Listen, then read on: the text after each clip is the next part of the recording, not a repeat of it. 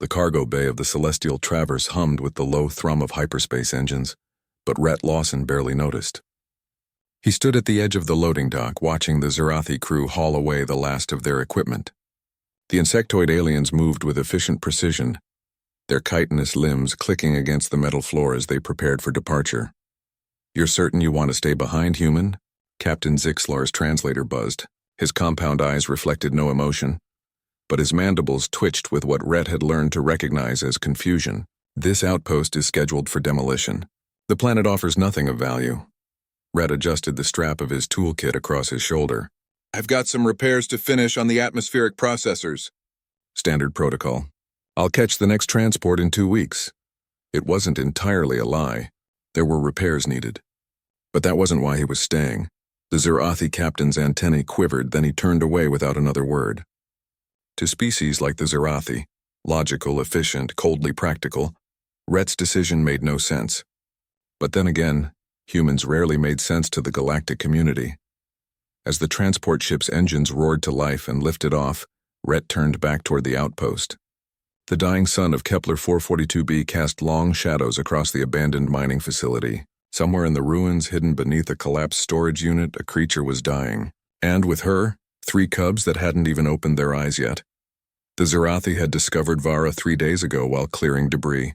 She was a Felix, a wolf-like predator native to the planet's northern wastes, massive, with midnight blue fur and 6 legs built for speed and power. Normally, a Felix would have been tranquilized and relocated, but Vera had been protecting her cubs, wounded and weakened from lack of food. When she'd lunged at the workers, they'd sealed the storage unit and left her there. "Not worth the resources," Zixlar had declared. "The Felix are common. The cubs won't survive without the mother anyway. Nature will take its course." Rhett had nodded along, said nothing, but that night he'd lain awake in his quarters, staring at the ceiling. He thought about his own mother, about the strays she'd brought home when he was a kid, the 3-legged dog, the blind cat, the bird with the broken wing. "Everything deserves a chance, Rhett," she'd always said. "Doesn't matter if it's convenient." Now, as he approached the collapsed storage unit, he could hear the low, labored breathing from within. Rhett set down his kit and began carefully removing debris piece by piece. His hands worked steadily, methodically, the same hands that had rebuilt engine cores and repaired life support systems across a dozen worlds. "Easy, girl," he murmured as he created a gap large enough to see through. "I'm not here to hurt you." Golden eyes stared back at him from the darkness, wild and desperate. Vara's muzzle was pulled back in a weak snarl, revealing teeth designed to tear through armor plating.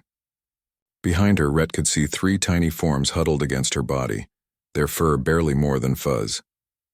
He'd brought food, synthetic protein packs from the station's emergency supplies, and water. Slowly, carefully, he pushed them through the gap. Vara didn't move at first, watching him with those intelligent, calculating eyes. Then hunger won over caution. She devoured the food in seconds, then lapped at the water. Over the next 3 days, Rhett returned every few hours. Each time, Vara was a little stronger, a little less hostile.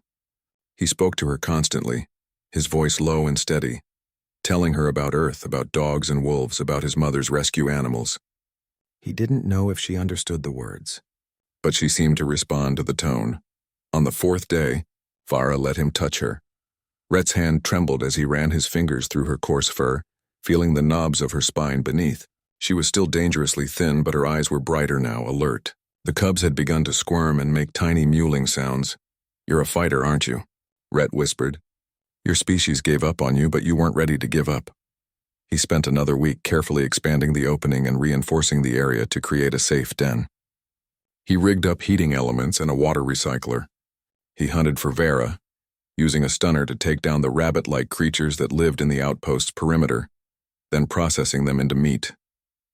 It was messy, exhausting work, but Vera's strength returned day by day. The cubs opened their eyes on the 10th day. 6 golden orbs stared up at Rhett with innocent curiosity, and he felt something crack open in his chest. They tumbled over each other, playing with his fingers when he reached down, their tiny teeth too dull yet to do any harm. When the transport finally arrived, Rhett had made his decision. "I'm requesting a transfer," he told Captain Zixlar over the comm. I want to establish a permanent research station here. Study the local Felix population. The silence that followed was long. You are staying? For the predators? Yeah, Rhett said simply. Someone should. Another pause. Then, humans are incomprehensibly strange, Rhett smiled. We get that a lot. 6 months later, the research station was thriving. Rhett had expanded it, built proper enclosures, and started documenting Felix behavior. Vara roamed freely, bringing him kills and sleeping outside his quarters at night. The cubs, who he'd named Bolt, Echo, and Nova, had grown into gangly adolescents who treated him like part of the pack. When the first Galactic news crew arrived to document the human who befriended death beasts, Rhett stood in the compound with Vera at his side. The reporters asked him why he'd done it, why he'd sacrificed his career and comfort for creatures that weren't even his species. Rhett looked down at Vara, who gazed back at him with those intelligent golden eyes. Her tail swished once and she pressed her massive head against his hip. Because abandoning something that's suffering isn't logical or efficient, he said quietly. It's just cruel. And humans might be a lot of things, but we've never been good at walking away when someone needs help. Vera's low rumble of approval resonated through his bones. The galaxy still didn't understand humans, but they were learning.